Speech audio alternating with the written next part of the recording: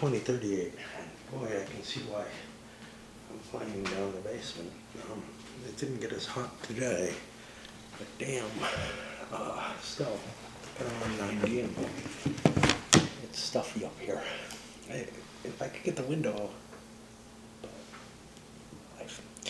this is one I've wanted to get on video for a long time, but if you watch the playthroughs, I think you have a reason, you can understand the reasons for not doing it. There's always a fairly major inhibition for me to play this game. It's a lot of work. It's filled with some really cool ideas. I mean, first of all, there's the, randomness of, I don't know what stuff's going to be found where, which is just cool. I mean, it's like the exploration games. I guess Source of the Nile is probably the closest it comes to it for me. But that kind of move around and find stuff and then try to use it. I love that idea of it. Some people might not feel that's very 18xx, and it can affect the decision making in the game pretty heavily. You might find yourself in a position where, you're just not finding the right stuff for the company that you have started there. Or, Drillhound or Icefinder ain't finding the stuff that they're supposed to be finding.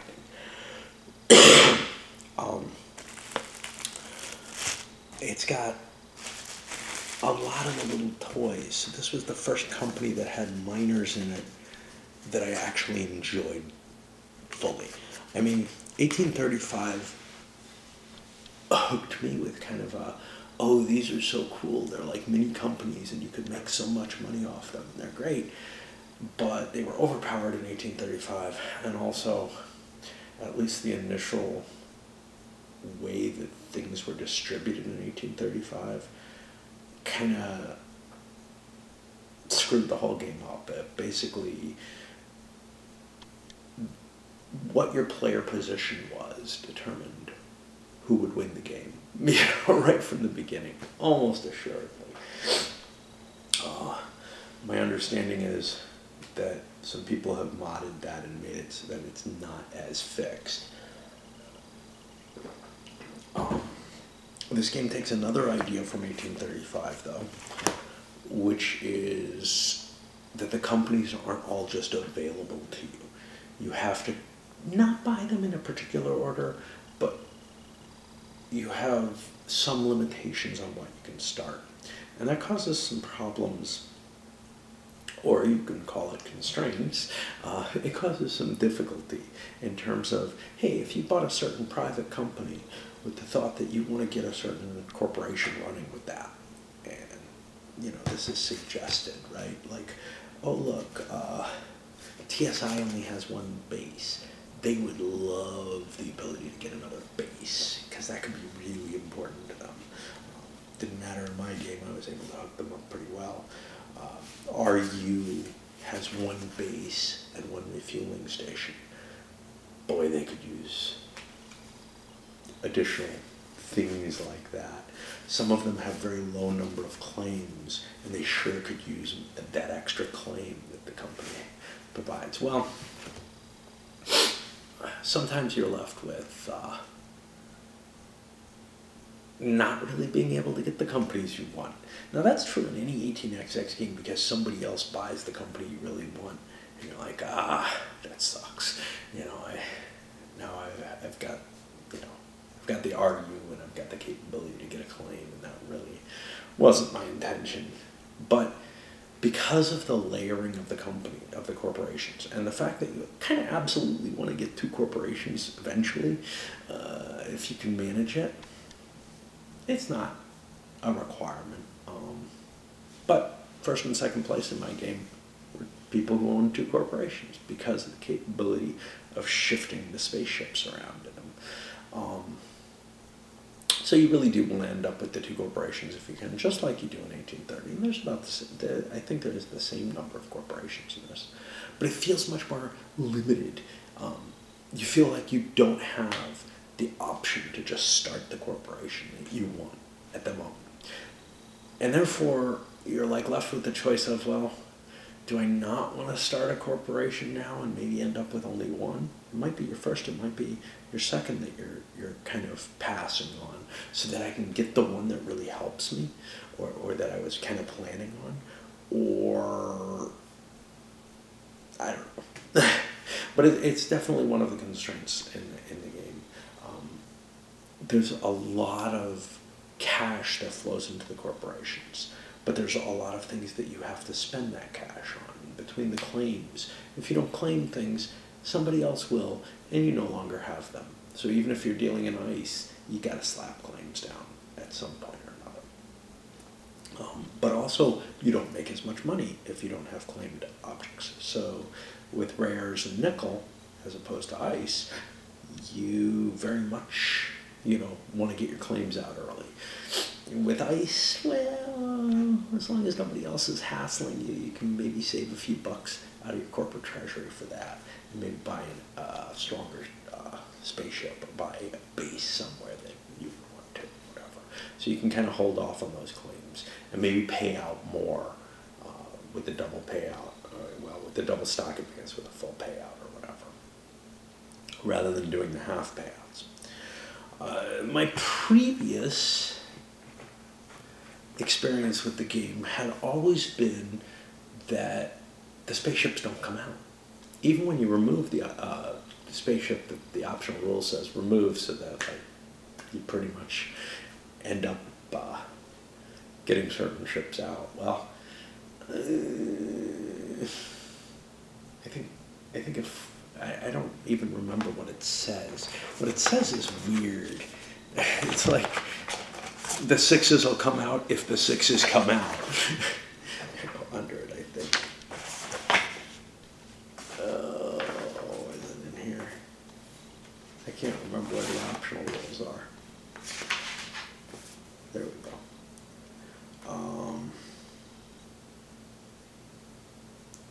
Only 4 Phase 4 spaceships. This guarantees that at least one corporation must buy a Phase 6 spaceship at full price, assuming the game enters Phase 6. So everyone can't get the cheap ones. It does also make it a little more likely that the Phase 6s do come out, which is the big thing for me. I don't feel that it's particularly necessary to force people to buy Phase 6 spaceships at full value. I don't think that's a terribly important thing one way or the other, and I actually don't think the claim is correct either. I think there are still enough permanent ships that every company can have one. What do we got? We got 1, 2, 3, 4, 5, 6, 7, 8 corporations, and let's see if the claim is right. And 4.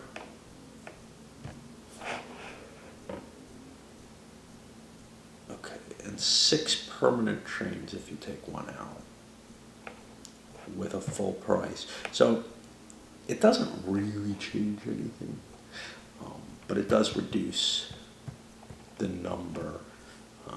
Does it mean that someone has to buy a full price? Yeah, but I think somebody had to anyway. It's just it could have been the Asteroid League, who probably has a lot.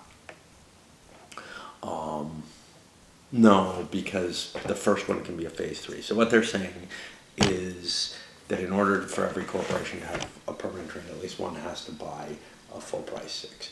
And yes, that's correct. That's correct. But the bigger thing is, it makes the 6s more likely to come out, for me. I'm not really that worried about, hey, can everybody trade in one of their other permanent ships with $700 for a 6? I don't view that as a particularly important choice, because you usually have to swallow a couple of times to get that $700 into your pocket. But yeah, the games that I played, people were paying out full, and you immediately start seeing, wow, I am way behind in stocks compared to the guys who are paying out full. I will never pay out half again.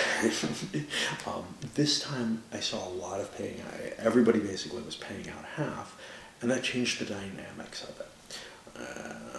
But I think the convincing argument of, yes, I can keep paying out full and making all this cash, is going to sway people. If one or two people start doing that, everyone else realizes they're not going to ever catch up if they don't have the stock value. If they don't have both the stock value and the cash on hand to buy additional shares of things, they're just not going to catch up, even if somebody crashes on a 6. Because some of the players who are doing this will get lucky. And it's sort of the opposite of my take on the 1830 running hard and hoping someone crashes, because unlike in 1830, what's happening here is some of those players will get lucky and will get permanent trains or permanent ships. And okay, so my corporation isn't that great anymore. That's no big deal. I have all this cash to invest in the corporations that are pretty good now. So if somebody's been half swallowing the whole game, well, their shares aren't worth as much, and I can get some of them. Or I can start a new corporation or whatever. There are enough shares in the game that, and certificate limits are in play, that you'll find some place that you can invest that money. The problem might be that the only places you can invest that money are other corporations that haven't been building up their trains properly. But for the most part, most of the players who do this will come out okay. And with a little bit of cleverness, you can prevent yourself from crashing. The components, well, the hex tiles are really, really good. These are normal stock. This is stock. It bugs the shit out of me. And I'll tell you, there's some of the factors of the game that make it seem so cool, like 2 different means of capitalizing your corporations. Basically, you can turn your miners into full corporations, and they become growth companies, which start out with a very low stock value, but as they're in play, their shares can be bought. Now, their shares are bought at par value still, $67 each, which means they're never going to get that huge inflow of cash. So they've got to be very carefully managed. But they start out with ships usually. When you float them, the miner kind of turns into them, and they start out with advantages from the miner. So they've got all kind of cool stuff going on. The problem is the miners make a lot of money, so maybe you don't want to do that. And they're going to turn into shares eventually with the Asteroid League, so it's not that big a deal. I've seen games where none of the miners turn into growth corporations. I've seen games where a lot of them do. In this one, only 2 did. That's probably about average. But the fact that there's 2 of these different places means that you're having to pay the company for shares that you buy out of here, and that shares out of here and shares in the bank pool both pay into the corporation, but shares in here don't. And it's just, there's a lot of little finicky stuff like that. The particulars of the stock market, the way that the prices are arranged on it. There must be some reason for this, but it violates a general habit, expectation that the 1830-based 2-dimensional stock chart games tend to have, which is, as you go down the diagonal, the price either stays the same or it increases, so that furthest to the left is usually the guy who's going first, while here it's kind of reversed. So you have to pay a lot more attention. The numbers are funny too. They go up by weird amounts. So you have like 138, 153. And even as you get far out, they start turning into weird numbers. This means that final game calculation is a headache. But the biggest headache of this game is calculating your runs. Because you're not following fixed track and, just seeing what kind of trains you can run on that. And that can be a headache with a lot of trains in an 18xx normal type game. what you end up having is this so many permutations you have to be able to consider. Now, some of them you can obviously discard right away, but trying to figure out what your best route is not a trivial thing.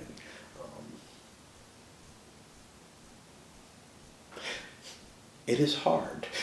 I'm not going to say how hard, but I'm sure it could be figured out how hard it actually is.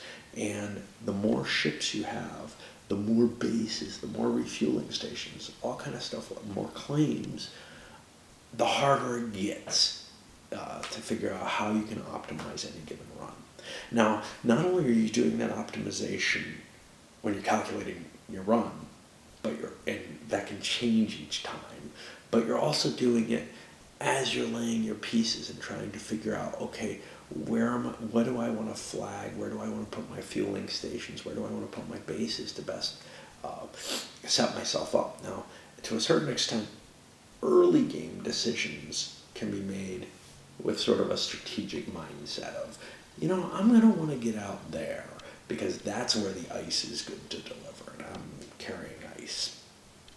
And I have the capability to get there with this. Well, yeah, but it doesn't always work out quite that way. I'm assuming that if you plan well, you can manage this stuff. You can set yourself up so you can explore a hex, turn it into a base, drop your refueling. But that's a cost, $100 or so, to set up a refueling that should normally cost you $50. But you just can't count on somebody setting it up where you want it. If they do, you get lucky. But otherwise, hey, you're paying, 20% of a permanent ship to slap that ship down. And it's necessary, but a permanent, and obviously you need one permanent ship, but, or a semi-permanent ship, like a 3, depending on how the game's going. But, it's not necessarily the case that a bunch of ships are a real advantage. Kind of like unlike in most XX games, where you can say, well, I can run one route this way and one route this way, and they hit a lot of the same cities, and I almost double my value by having two trains running. Well, in this,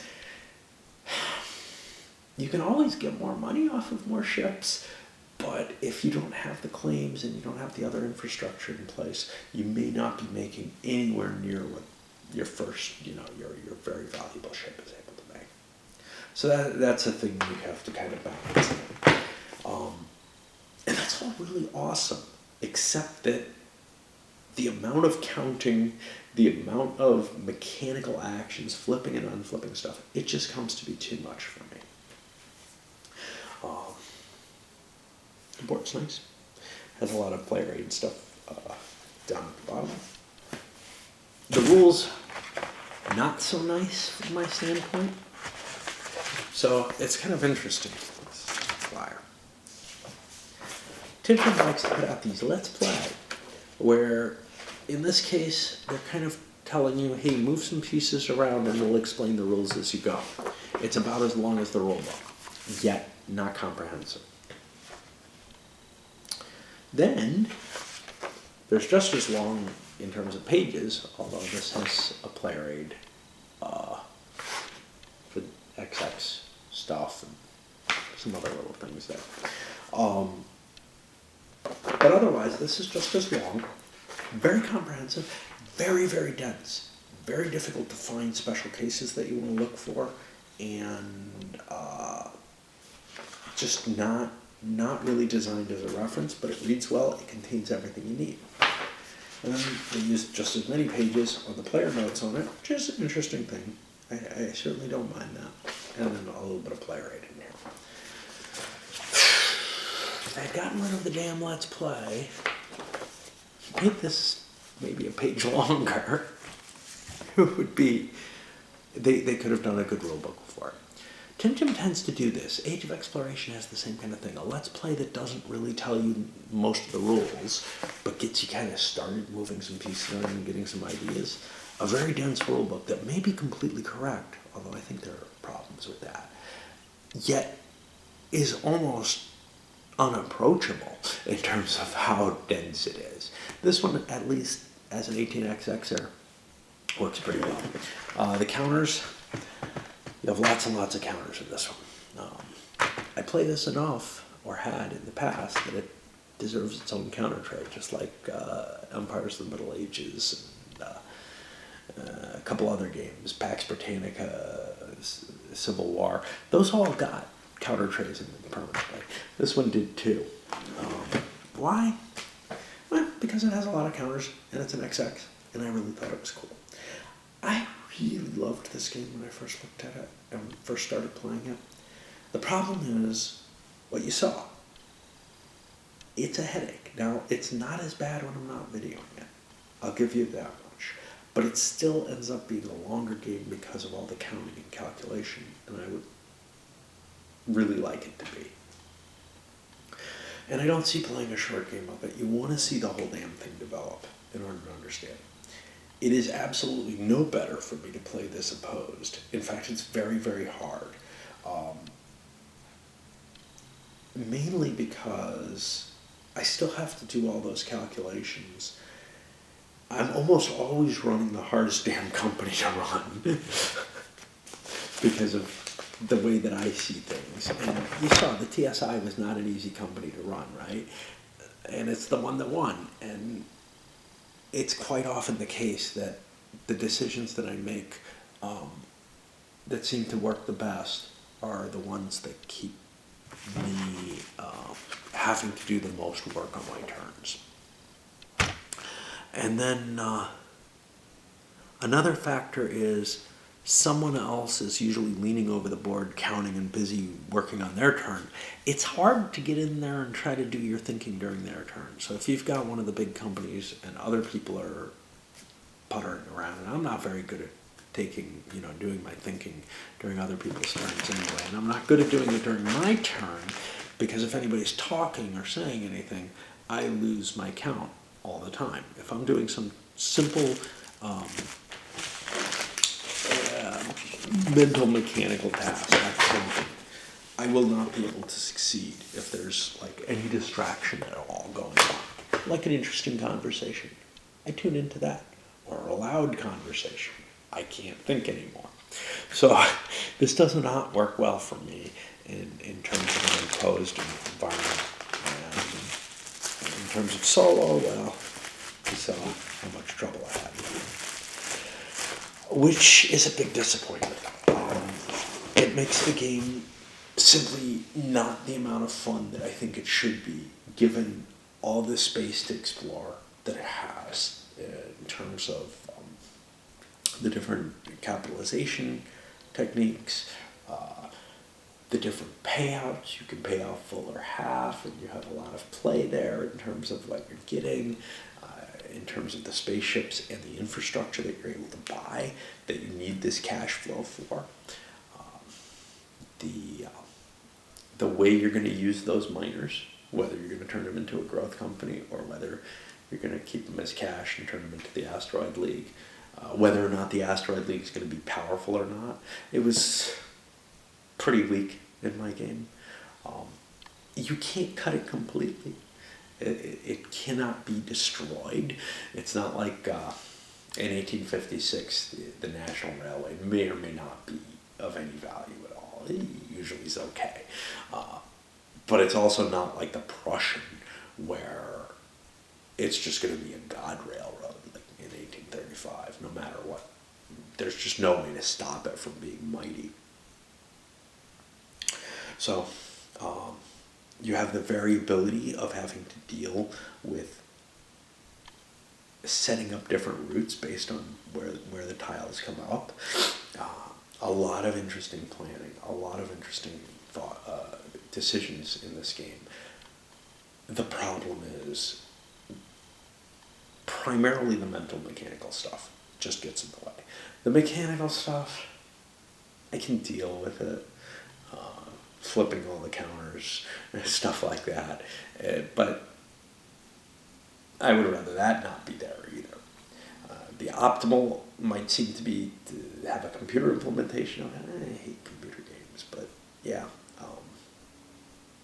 that might help a lot, especially something that can calculate your optimal routes. And then you can say, well, what if I put this here and this here? Of course, long-term strategic, it's not going to help, but it could help you for this turn, what's my best run, and what would be my best run if I, add these couple of claims and whatever, so that I get an idea where I'm flowing and what I'm doing. On the other hand, if you're thinking more than one turn in advance, some kind of route calculator just isn't going to work. And the route calculator might be surprisingly slow, because like I said, I'm not sure just how hard this is. A naive interpretation of a route calculator is probably going to end up NP complete, which might not be too bad if you don't have many ships and you don't have a lot of stuff on the board. But I can figure that out pretty easily on my own in that case. But once you start getting to the ones that are actually hard for the human to calculate, the computer might choke on it for a while. It's not a huge board, right?